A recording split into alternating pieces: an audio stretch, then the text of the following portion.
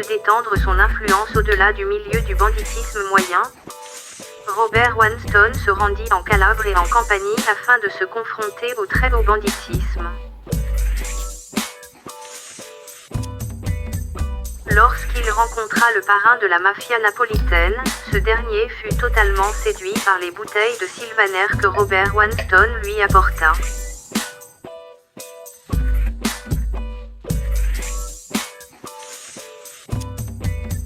Le sol volcanique du Vésuve ne pouvant se prêter à la culture de ce cépage. Ils décidèrent tous deux de convoquer un cartographe agronome afin de changer les données pédologiques de cette région d'Italie. En incorporant ce cépage à la culture napolitaine, il espérait ouvrir la voie à ses expériences menées avec la méthamphétamine qu'il avait créée.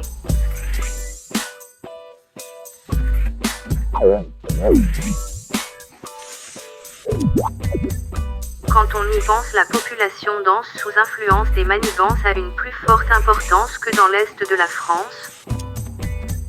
Les données pédologiques modifiées par le cartographe agronome avaient beau correspondre à la culture du sylvaner, les vignes n'obtenaient pas le même rendu que le cépage local. En allant immerger les bouteilles impropres à la consommation, Robert Wanston découvrit une cité antique dans la baie de Naples.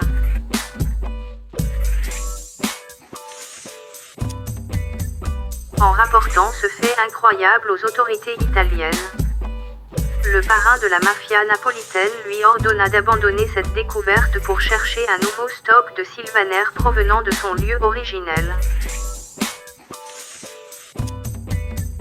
Au-delà des sciences physiques, l'influence du banditisme dans l'archéologie apparut désormais comme une évidence aux yeux de Robert Wanston.